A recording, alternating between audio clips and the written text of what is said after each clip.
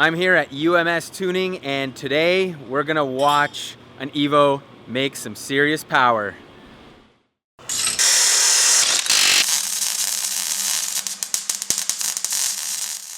So I'm here at UMS Tuning, ready to see Tony's Evo here make some serious jam. Tony, tell me a little bit about your special time attack Mitsubishi Evolution. It's an 8 or a 9?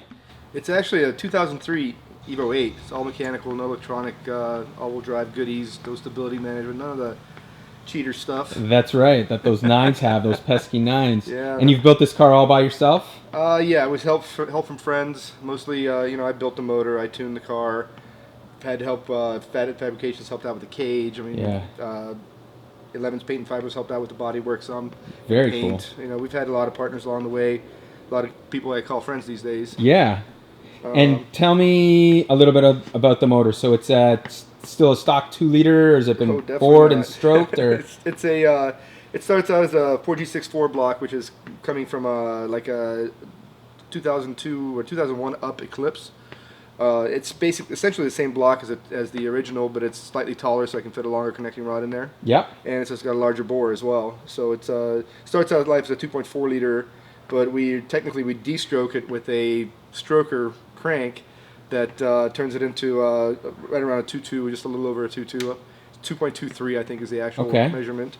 It's 10.5 to 1 using JE FSR pistons. It's got GSC S3 cams. It's got full race header, Garrett turbo, which why we're on a dyno right now to test out this new 3884 GTW turbo. And that is Garrett's new lineup GTW, right? Correct. Yeah, it's kind of fill the gap between the small frame and the large frame stuff. I think it's going to be a great addition. Cool. So what did the car make prior to today's dyno session? So on a GTX 35R, 3582, it did right around 29-30 pounds of boost. It did 675 or so. 675. Wow. And tell me about the throttle body. So I was looking at that thing and I'm like, what is going on there? Looks pretty trick. That is a friend of ours, Val, who designed that thing. He's a mechanical engineer, and he calls it a C valve. It's actually he's finally got a brand name for it. It's going to be called the Vast Flow C valve. Okay. And it's really unique. It's somewhat like a barrel throttle, but without the backside. So there's no barrel. It's actually a C channel that opens up. So it's not a conventional plate style. Not at all. And which is why it's round. Makes sense. Yep. And I think, flow-wise, if it was small, it could certainly help with flow. You don't have a throttle plate and the throttle shaft in the way. But I like the fact that it at part throttle, it doesn't vector the air at all. It's actually just an opening, and the air enters unturbulent, not directed. Cool. So I think that's actually a huge benefit for an inline intake like this. If it was in the middle, it really wouldn't matter. But if it's at the end over here, it's going to kind of direct the air to and away from some cylinders at times. Right. And what about the interior? The seat has obviously been moved back. There's not much left of it, but no, there's not much in there. It's just the necessities. Seat's back 14 inches from stock. I had to extend the shifter cables and lift the shifter up a little bit. I got a giant extension just to put it closer to the steering wheel. It's got a Race Technologies Dash 2 Pro dash for data acquisition and just information for me. And an exhaust system running. It's got the exhaust in there so I can have a flat bottom under the car and all right, that for my makes diffuser. sense now. Yep. And I've got my dry sump tank. This is actually one of the best things I ever did. This thing's added dry sump. So I had all kinds of oiling issues up to that point. And now it helps reliability zero oil pressure problems since we've done that. Very good. I used to kill oil pumps every 2 events before we finally switched to it because of just sucking the pan dry. We had a 3-quart AccuSump that we would regularly empty on a high G longer corner, and motors down in the oil pressure. Fortunately, the oil pump itself would wipe itself out first before the engine would. Wow. I've survived at least a dozen wiped out oil pumps that way. I don't even know how. All right, well, let's fire this thing up. All right. And let's make some power here.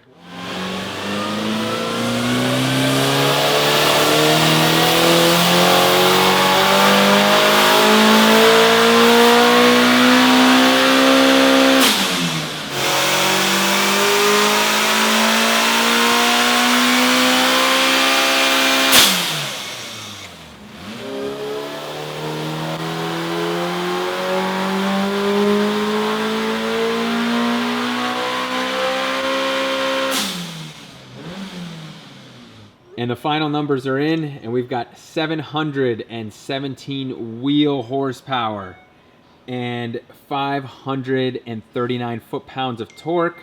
For reference, the red dotted line is the old 35R, right, Tony? Yeah, the red line was a GTX 35R on an ATP T4 divided to 106 housing. Yep. And we're on the GTW 3884 on an unknown 1.0 divided housing. I'm not sure where it came from. I'm kind of wondering if it's actually as big as it says it is.